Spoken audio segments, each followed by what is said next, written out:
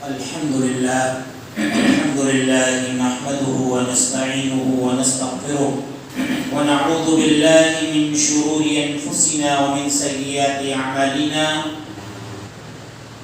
من يهده الله فلا مضل له ومن يضلل فلا هادي له وأشهد أن لا إله إلا الله وحده لا شريك له وأشهد أن محمدا عبده ورسوله أما بعد فإن خير الحديث كتاب الله وخير الهدي هدي محمد صلى الله عليه وسلم وشر الأمور محدثاتها وكل محدثة بدعة وكل بدعة ضلالة وكل ضلالة في النار.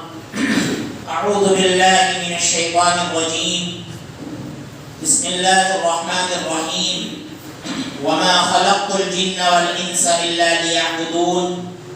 وقال الله تبارك وتعالى إن الذين قالوا ربنا الله ثم استقاموا تتنزل عليهم الملائكة ألا تخافوا ولا تحزنوا وأبشروا بالجنة التي كنتم توعدون. معزز اسلامی و دینی بھائیوں، رمضان المبارک کا بابرکت مہینہ گزر چکا ہے. یہ مہینہ قرآن کریم کا مہینہ ہے، روزے کا مہینہ ہے، تلاوت قرآن کریم کا مہینہ ہے، صدقات، خیرات اور تمام نیکیوں کا فصل بہار ہے، جس میں مسلمانوں کی اکثریت اللہ رب العالمین کو خوش کرنے کے لیے زیادہ سے زیادہ عبادت کرنے کی کوشش کرتی ہے.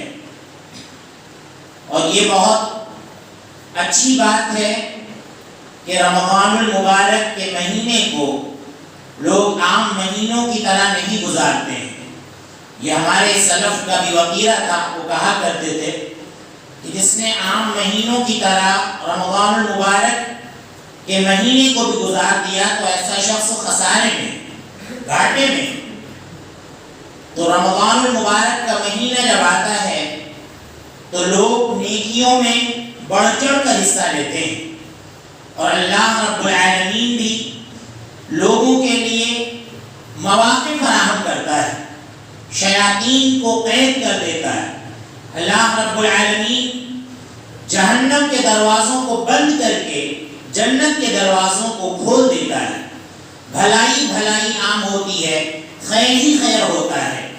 تو اللہ رب العالمین کے بندے اللہ رب العالمین کی عبادت کر کے اس فصل بہار میں اللہ رب العالمین کو خوش کرنے کی کوشش کرتے ہیں. رمضان المبارک کا مہینہ جب گزرتا ہے اس کے بعد شوال کا چاند نظر آتا ہے. شوال کی پہلی تاریخ میں ہم عید الفطر مناتے ہیں. عید الفطر یہ ہمارا تہوار ہے اور عبادت ہے. ہمارے تہواروں کی یہ خصوصیت ہے کہ اللہ رب العالمین نے ہمارے تہوار کو بھی عبادت قرار دیا ہے، عبادت بنایا ہے. تو جب رمضان المبارک کا مہینہ ختم ہوتا ہے اس کے بعد جب شوال کی پہلی تاریخ آتی ہے تو ہم عید الفطر مناتے ہیں. اور عید الفطر ہم کیسے مناتے ہیں؟ 2 رکعت نماز پڑھ کر، 2 رکعت نماز پڑھ کر ہم عید الفطر مناتے ہیں. تو یہ گویا اس بات کا اظہار ہوتا ہے کہ اے اللہ، ہم صرف رمضان کے بندے نہیں ہیں. رمضان گزر چکا ہے، شوال کا مہینہ داخل ہو گیا ہے. اے اللہ، ہم اس میں بھی تیری شکر گزاری کریں گے. اے اللہ، ہم اس میں بھی تیری عبادت کریں گے. اور اے اللہ، ہم خوشی کا موقع ہو یا غم کا موقع ہو، ہم تجھ کو نہیں بھولیں گے. یہ عید الفطر کی نماز اس بات کا اظہار ہوتی ہے. آپ دیکھیں کتنا خوبصورت ہمارا تہوار ہے کہ ہم اپنے تہوار میں اللہ رب العالمین کے لیے 2 رکعت نمازیں پڑھتے ہیں. 2 رکعت نمازیں پڑھتے ہیں اور اللہ رب العالمین کی عبودیت کا ہم ثبوت دیتے ہیں کہ اے اللہ، ہم تجھ کو اپنا معبود مانتے ہیں. اور صرف رمضان المبارک میں تجھے ہم اپنا معبود نہیں مانتے ہیں، بلکہ رمضان المبارک کا مہینہ جب گزرتا ہے، شوال کا مہینہ آتا ہے تو تب بھی اے اللہ ہم تیرے حضور 2 رکعت نماز پڑھ کر تیرا شکر ادا کرتے ہیں اور اس بات کا ہم اقرار کرتے ہیں کہ رمضان المبارک کا مہینہ اگرچہ گزر چکا ہے لیکن اے اللہ ہم تجھ کو شوال میں بھی یاد رکھیں گے اور شوال کے بعد جو دیگر مہینے آتے ہیں ان میں بھی اے اللہ ہم تجھ کو یاد رکھیں گے۔ اس بات کا انسان اپنی حالت سے اقرار کرتا ہے، لہذا جب اس بات کا بندے نے اقرار کر لیا تو اس پر ثابت قدم رہنا چاہیے، اس پر ثابت قدم رہنا چاہیے، اس پر جم جانا چاہیے۔ ایسا نہ ہو کہ رمضان المبارک کا فصل بہار گزرنے کے بعد، اتنا اچھا مہینہ گزرنے کے بعد پھر ہمارا وقیہ وہی ہو جائے جو رمضان المبارک سے پہلے تھا۔ اگر ہم نے روزوں میں احتساب نہیں کیا، تراویح پڑھ کر اگر ہم نے اپنا احتساب نہیں کیا، قیام اللیل کر کے شب قدر میں جاگ کر اگر ہم نے اپنا احتساب نہیں کیا اور گزشتہ گناہوں کو چھوڑنے کی نیت سے ہم نے رمضان المبارک کے روزے نہیں رکھے، قیام اللیل نہیں کیا اور اسی طرح شب قدر میں نہیں جاگے تو ہم سمجھ لیں کہ ہمارے رمضان المبارک کی عبادت بے سود ہے، بیکار ہے۔ ہم نے آپ کے سامنے سلف کا عمل ذکر کیا تھا اور ان کا قول ذکر کیا تھا۔ ہمارے سلف کا معاملہ یہ تھا کہ رمضان المبارک سے 6 مہینے پہلے وہ دعا کرتے تھے، اللہم بلغنا رمضان، اے اللہ ہمیں رمضان تک پہنچا دے، یعنی ہمیں اپنی زندگی کا ایک رمضان اے اللہ اور عطا فرما دے۔ ایک رمضان جب عطا اللہ رب العالمین ان کو کر دیتا تھا تو پھر اگلے 6 مہینے وہ دعا کرتے تھے کہ اے اللہ رمضان المبارک میں جو ہم نے عبادتیں کی ہیں اے اللہ تو ان عبادتوں کو قبول کرے۔ اتنی ان کو فکر ہوتی تھی کیونکہ ان کے سامنے ابراہیم علیہ السلام کا اسوہ تھا، جیسا کہ میں نے آپ کے سامنے پہلے بھی ذکر کیا ہے۔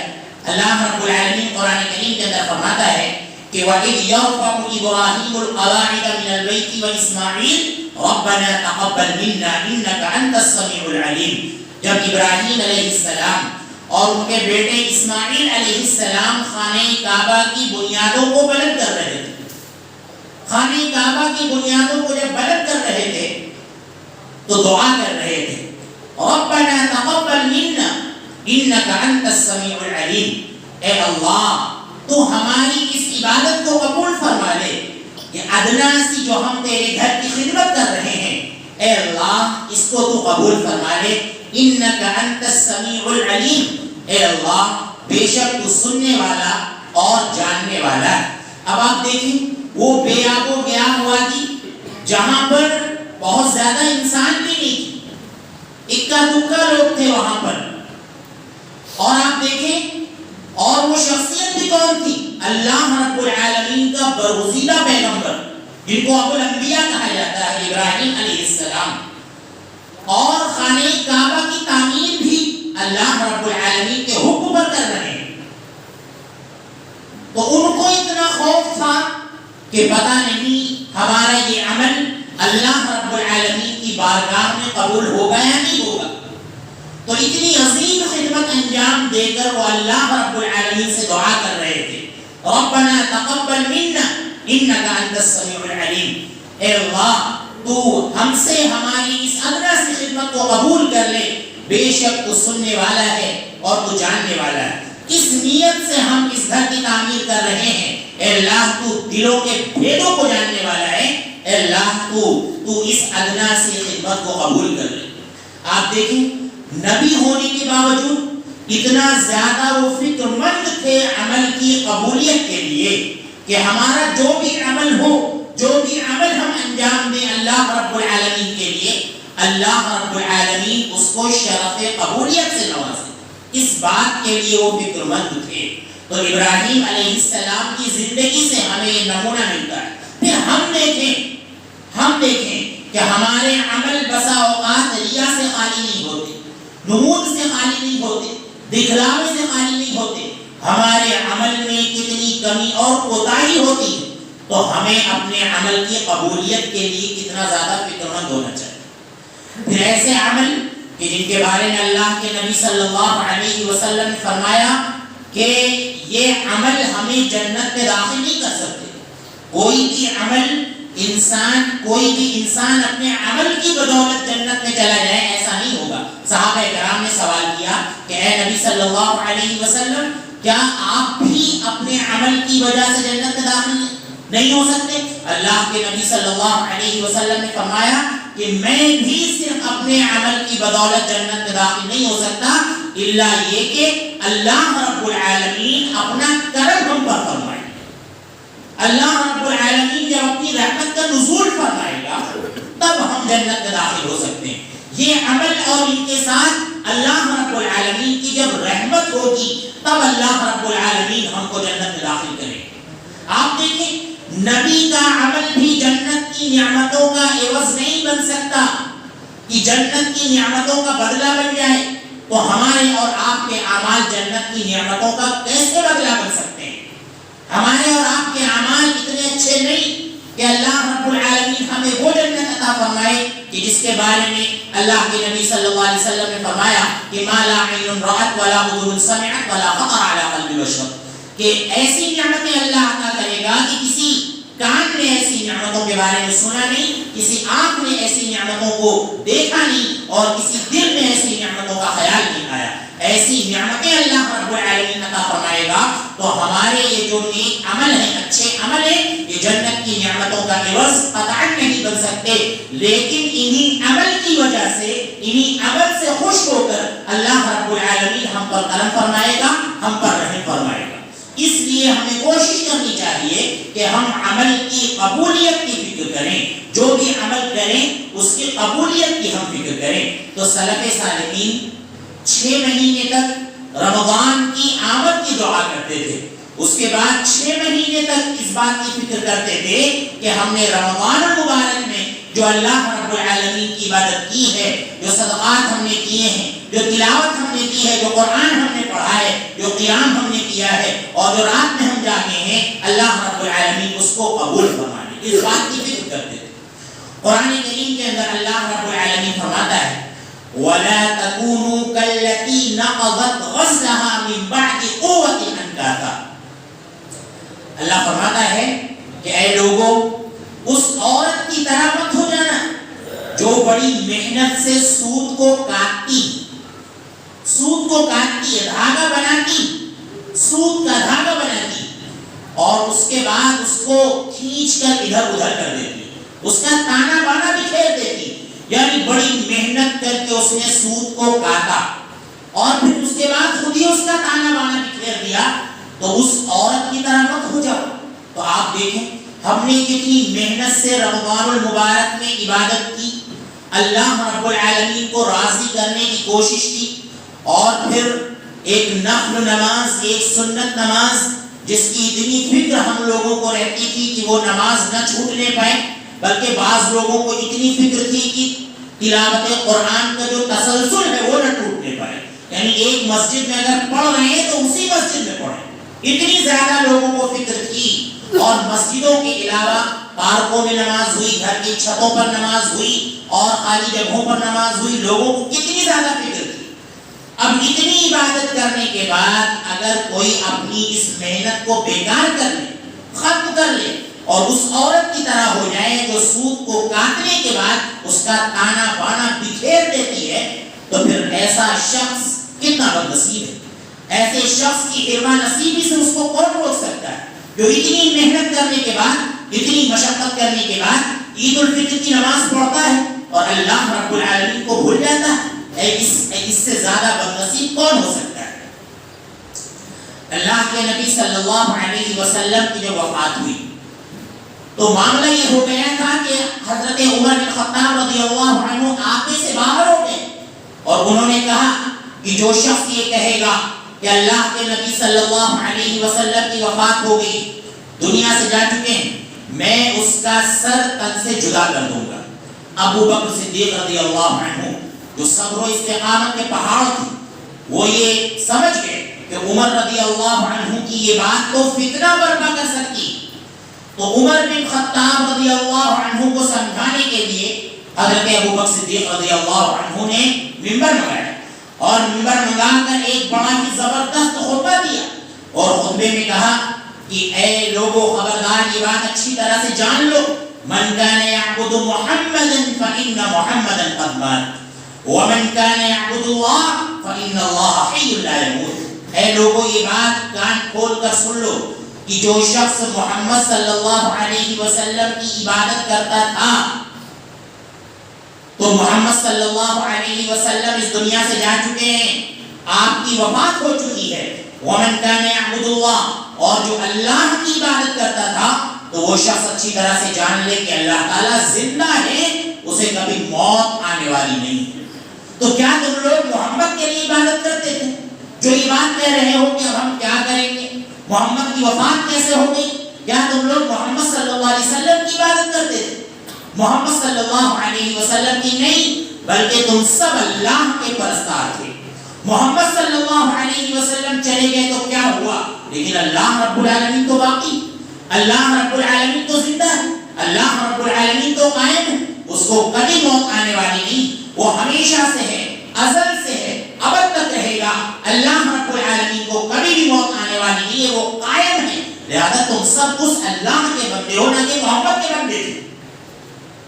تو محمد صلی اللہ علیہ وسلم تو دنیا سے جا چکے ہیں، ان کے جانے کے ساتھ عبادت نہیں جانی چاہیے، ان کے جانے کے ساتھ تمہاری استقامت نہیں ختم ہونی چاہیے، ان کے جانے کے ساتھ جو اللہ کے نبی کی محبت میں جو عمل تم کرتے تھے وہ عمل نہیں ختم ہونے چاہیے، بلکہ تم سب اللہ کی عبادت کرتے تھے۔ اللہ رب العالمین ابھی زندہ ہے، اس کی تم سب پرستش کرو، اس کی تم سب عبادت کرو۔ تو آپ دیکھیں بالکل یہ بات عین صادق آتی ہے کہ جو لوگ رمضان کی عبادت کرتے تھے تو رمضان جا چکا ہے، اور جو اللہ کی عبادت کرتے تھے تو اللہ ابھی بھی ہے، اللہ کبھی جانے والا نہیں ہے۔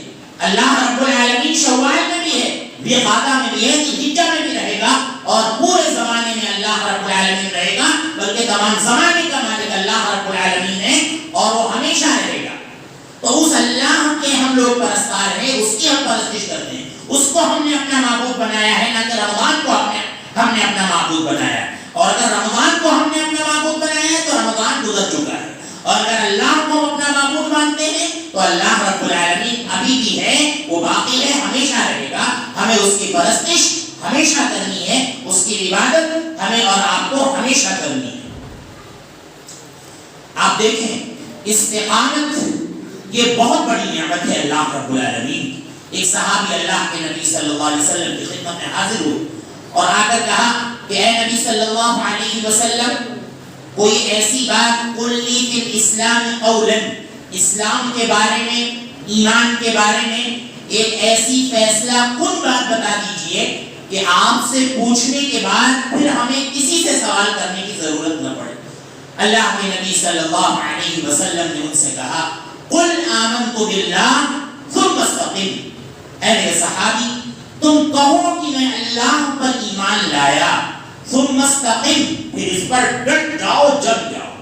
اس سے اچھی دنیا کی کوئی بات نہیں ہو سکتی کہ موت تک تمہارے یہاں استقامت رہے، تم ایمان پر جم جاؤ، اسلام پر جم جاؤ، اللہ کو مان کر اس پر جم جاؤ۔ اس سے بڑی کوئی بات نہیں ہے۔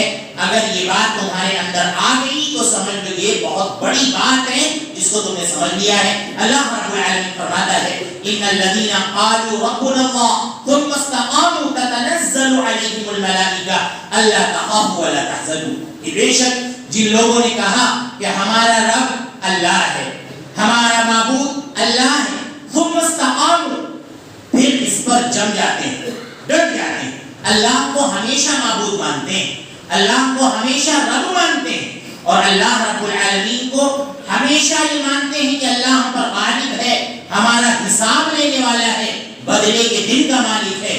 جو یہ سمجھتا ہے تو اس کے یہاں استقامت ہوتی ہے، وہ ہمیشہ اللہ رب العالمین کی عبادت کرتا ہے، اس کے یہاں عبادت میں تسلسل ہوتا ہے، کبھی بھی اپنے پروردگار کو اور اللہ رب العالمین کو نہیں بھولتا ہے۔ اللہ رب العالمین فرماتا ہے تتنزل علیہم الملائکہ، ایسے لوگوں پر رحمت کے فرشتوں کا نزول ہوتا ہے، اور یہ فرشتے آ کر اللہ رب العالمین کے برگزیدہ بندوں سے کہتے ہیں اللہ تخافوا ولا تحزنوا وابشروا بالجنۃ التي کنتم توعدون، تم ڈرو نہیں، غمگین مت ہو، بلکہ خوش ہو جاؤ اس جنت سے کہ جس کا تم سے دنیا کے اندر وعدہ کیا جاتا تھا۔ اللہ رب العالمین تمہارے استقامت کی وجہ سے، اللہ رب العالمین کو رب ماننے کی وجہ سے، اللہ رب العالمین کی عبادت پر برقرار رہنے کی وجہ سے اللہ رب العالمین تم کو جنت عطا فرمائے گا، جس جنت کا اللہ رب العالمین نے تم سے وعدہ کیا ہے۔ تو استقامت یہ بہت بڑی چیز ہے، اور استقامت کا مطلب یہی ہے کہ ہمیشہ چاہے رمضان ہو، چاہے شوال ہو، چاہے دیگر مہینے ہو، تمام مہینوں میں اللہ رب العالمین کی عبادت پر جمے رہا جائے، ڈٹا رہا جائے۔ دیکھیے اللہ رب العالمین نے دوسری آیت میں فرماتا ہے کہ والذین یؤتون ما آتوا وقلوبهم وجلۃ انہم الی ربہم راجعون۔ اللہ رب العالمین فرماتا ہے کہ مومنوں کا معاملہ یہ ہوتا ہے کہ وہ اللہ رب العالمین کے راستے میں صدقہ کرتے ہیں، خوب دیتے ہیں، اللہ کے راستے میں خوب دیتے ہیں، اور ان کے دل ڈرے رہتے ہیں۔ وقلوبهم وجلۃ، ان کے دل ڈرے رہتے ہیں۔ اس بات سے ڈرے رہتے ہیں انہم الی ربہم راجعون، کہ وہ اپنے اللہ کی طرف لوٹنے والے ہیں۔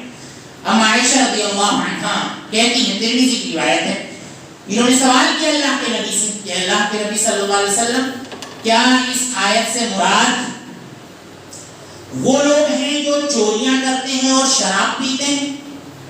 اللہ کے نبی صلی اللہ علیہ وسلم نے فرمایا یا ابنۃ صدیق، اے صدیق کی بیٹی، اس سے مراد وہ لوگ نہیں ہیں جو چوریاں کرتے ہیں، شراب پیتے ہیں، پھر صدقہ خیرات کرتے ہیں تو ڈرتے ہیں کہ پتہ نہیں قبول ہوگا کہ نہیں قبول ہوگا۔ اللہ کے نبی نے فرمایا کہ یہ وہ لوگ ہوتے ہیں جو خوب نمازیں پڑھتے ہیں، خوب روزے رکھتے ہیں، خوب صدقات کرتے ہیں، یعنی اللہ رب العالمین کی عبادت کے مکمل پابند ہوتے ہیں، اس کے باوجود ان کے دل ڈرے رہتے ہیں۔ ساری عبادتوں کو انجام دینے کے بعد بھی ان کے دل ڈرے رہتے ہیں کہ کہیں ہماری یہ عبادتیں عطارت نہ ہو جائیں، بیکار نہ ہو جائیں، ڈرے رہتے ہیں۔ تو ہم سب اپنا محاسبہ کریں، دیکھیں کہ ہمارے عمل کی کیا حیثیت ہے، دور نبوت سے ہمارا دور کتنا ہم دور آ چکے ہیں، کتنا دور گزر چکا ہے، ہماری عبادتوں کا کیا معاملہ ہے، کتنے فتنے داخلی اور خارجی فتنے ہیں، نہ جانے کیسے کیسے گناہ ہم سے ہوتے رہتے ہیں، کبیرہ گناہ ہم سے ہو جاتے ہیں، صغیرہ گناہ ہم سے ہوتے رہتے ہیں، اور ہمارا عمل بھی اس قابل نہیں ہے کہ جس کو ہم اللہ رب العالمین کے حضور ٹھیک سے پیش کر سکیں۔ اگر ہمارا یہ وقیرہ ہو جائے کہ ہم رمضان المبارک میں اللہ کی مسجدوں کو آباد کریں صرف، اور رمضان المبارک میں ہم صرف اللہ رب العالمین کو یاد کریں، اور باقی رمضان کا مہینہ گزرنے کے بعد ہماری رفتار پھر وہی ہو جائے جو پہلے تھی، تو آپ سوچیں کہ پھر ہم نے کیا حاصل کیا رمضان المبارک سے؟ کچھ نہیں حاصل کیا رمضان المبارک سے۔ اس لیے میرے بھائیوں، کوشش یہ کریں کہ رمضان المبارک کے بعد کی جو ہماری زندگی ہو وہ اللہ رب العالمین کی فرما برداری میں گزرے، اور ہم اور آپ یہ اچھی طرح سے سمجھ لیں کہ جو حالات ہمارے ملک کے اور پوری دنیا کے جو حالات، عرصہ حیات جو ہم پر تنگ ہو رہا ہے، ہمیں اپنے کردار سے، ہمیں اپنے کردار کے ذریعے اسلام کو پھیلانے کی ضرورت ہے۔ ہم اور آپ یہ اچھی طرح سے سمجھ لیں۔ مولانا آزاد رحمہ اللہ نے یہ بات اپنی زندگی میں بہت پہلے کہی تھی، اور بہت اچھی بات انہوں نے کہی تھی کہ اللہ رب العالمین نے ہم سب کو غیر مسلم اکثریتی علاقے میں، ملک میں رہنے کا موقع دیا ہے، تو مسلمانوں کے پاس ایک سنہری موقع ہے اپنے کردار سے اسلام کی دعوت دینے کا، کہ ہم اپنا کردار ایسا بنا لیں، عبادات میں، اخلاق میں، معاملات میں ہمارا کردار ایسا ہو جائے کہ لوگ کہیں کہ واقعی یہ مسلمان یہ دروغ نہیں ہوتا ہے، یہ الزام تراش نہیں ہوتا ہے، یہ بے ایمان نہیں ہوتا ہے، یہ لوگوں کا حق غصب نہیں کرتا ہے، یہ اللہ رب العالمین کی عبادت سے کبھی کنارہ کش نہیں ہوتا ہے، اللہ کی عبادت کرتے ہیں، اور ان کی عبادتیں بھی ایسی سکون والی ہیں کی اپنی مسجدوں کو آباد کرتے ہیں، بڑے سکون کے ساتھ، بڑے اطمینان کے ساتھ یہ اپنے اللہ کو،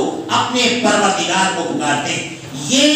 یہ کردار پیش کرنے کی ہم سب کو ضرورت ہے، لیکن مسلمانوں کی اکثریت کیا کردار پیش کرتی ہے؟ آپ دیکھتے رہتے ہیں کہ عید کا اتنا اچھا تہوار، اس کو یہ مسلمان تہوار ٹھیک سے نہیں بنا پاتے ہیں، سکون سے نہیں بنا پاتے ہیں، اس میں ٹھیک سے خوشیاں تقسیم نہیں کر پاتے ہیں۔ یہ تہوار ہمارے سونے ہوتے جا رہے ہیں، یہ تہوار ہمارے ختم ہوتے جا رہے ہیں۔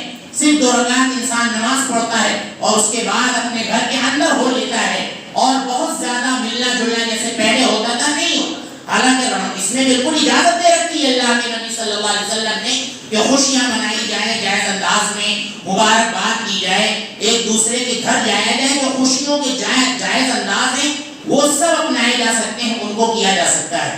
لیکن عید کی خوشی آپ دیکھیں کم ہوتی جا رہی ہے، عید الاضحیٰ کی خوشی کم ہوتی جا رہی ہے، لیکن دیگر جو بناوٹی تہوار ہیں آپ اس میں دیکھیے مسلمان کس طرح سے بڑھ چڑھ کر حصہ لیتے ہیں، اور آپ دیکھیں ان کا مقابلہ کرتے ہیں، ان کا مقابلہ کرنے کی کوشش کرتے ہیں، اور یہ کہتے ہیں کہ جب وہ اس طرح سے ہوگم کرتے ہیں تو ہمیں کیوں نہیں روڈ پر آنا چاہیے، اور ہمیں بھی کیوں نہیں ہو ہلہ کرنا چاہیے، ہمیں کیوں نہیں اپنی طاقت کا مظاہرہ کرنا چاہیے۔ تو یہ مسلمان جو اللہ کی مسجد کو آباد نہیں کر پاتا ہے، اللہ کی عبادت سکون سے نہیں کر پاتا ہے، یہ مسلمان روڈ پر ہڑدنگ کرنے کے لیے تیار رہتا ہے، آفت مچانے کے لیے تیار رہتا ہے، راستے جام کرنے کے لیے تیار رہتا ہے، اور بناوٹی تہواروں کو منانے کے لیے تیار رہتا ہے۔ یہ اپنا کردار اس انداز سے پیش کرتا ہے۔ میرے بھائیوں، اپنے کردار کو درست کرنے کی ضرورت ہے، اور غیر مسلموں کی نظر میں ہمیں یہ دکھانے کی ضرورت ہے کہ ہمارا اسلام جو ہے بہت اچھا مذہب ہے، اور دنیا کا سب سے پاکیزہ مذہب ہے، دنیا کا سب سے اچھا مذہب ہے جس پر ہم سب عمل کرنے والے ہیں، اور سال کے 12 مہینے میں یہ چیز پیش کرنے کی ضرورت ہے۔ اور ہمیں ہمارے جو اپنے اصل جو تہوار ہیں عید الفطر اور عید الاضحیٰ، ان کو ٹھیک سے منانے کی ضرورت ہے، اور باقی جو تمام سال بھر میں جو ہم تہوار انجام دیتے ہیں، بدعی جو تہوار ہم انجام دیتے ہیں، ان سے ہم سب کو توبہ کرنے کی ضرورت ہے، اور دین پر جمنے کی ضرورت ہے، استقامت کی ضرورت ہے۔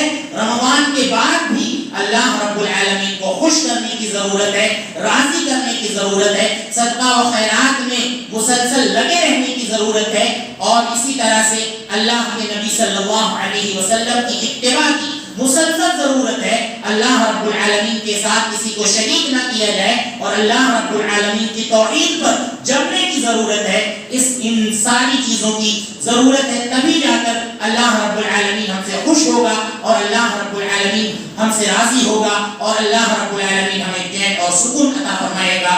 دعا ہے کہ اللہ رب العالمین ہمیں ان باتوں کو سمجھنے کی اور ان پر عمل کرنے کی توفیق عطا فرمائے۔